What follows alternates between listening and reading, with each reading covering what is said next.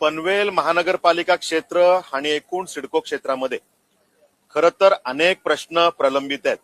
त्यातला एक महत्वाचा प्रश्न की MMRDAच्या माध्यमातून रेंटल हाऊसिंग स्कीम मध्ये हजारो घरं पनवेल विभागात बांधली गेली आणि त्यात जी घरं जे बांधकाम झालं त्याच्या मोबदल्यात एकच्या FSIनी गरिबांसाठीची घरं जी बांधली गेली ती खरं तर गरिबांना देणं अपेक्षित होतं, पण गेल्या 8 वर्षांपेक्षा जास्त कालावधी झाला ती सगळी घरं दुर्लक्षित अवस्थेत पडलेली आहेत.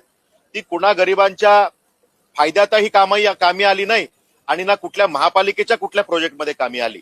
आणि म्हणून आम्ही मागणी केली की महानगरपालिका ज्या पद्धतीने MMRD कडे मागणी करते की ही सगळी घरं पनवेल विभागाला स्लम फ्री करण्यासाठीचं जे काही स्वप्न गव्हर्नमेंटचं आहे ते पूर्ण करण्यासाठी पनवेलमध्ये अनेक प्रोजेक्ट जे प्रलंबित आहेत ते पूर्ण करण्यामध्ये झोपडपट्ट्या ज्या जागेवर आहे त्याची अडचण येते.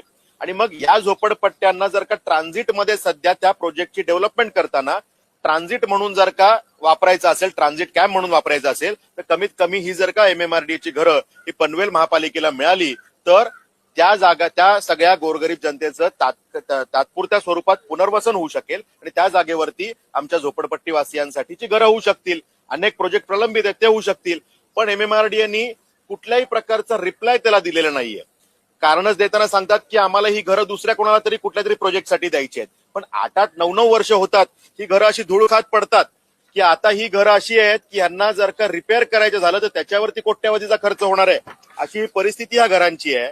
मग जर का ही घरं ज्या पद्धतीनं 2023च्या शासन निर्णय आहे की स्थानिक स्वराज्य संस्थांना तुम्हाला 50% घरं ही दिली पाहिजेत या अशा स्कीम्स मधली, तर त्या GRचा उपयोग करून जर ही घरं दिली असती तर मोठा प्रश्न सुटला असता, पण ही घरं MMRDने अजून दिलेली नाहीत. त्यामुळे आज या विषयाची चर्चा सभागृहात मी करणार आहे आणि ही घरं पनवेल महापालिकेला स्लम फ्री महापालिका करण्यासाठी, सिडको क्षेत्रातल्या झोपडपट्ट्या हटवण्यासाठी यांना तात्पुरत्या स्वरूपात जर का ट्रान्झिटमध्ये उपयोग करून घेता आला तर या घरांची मागणी आम्ही करतोय.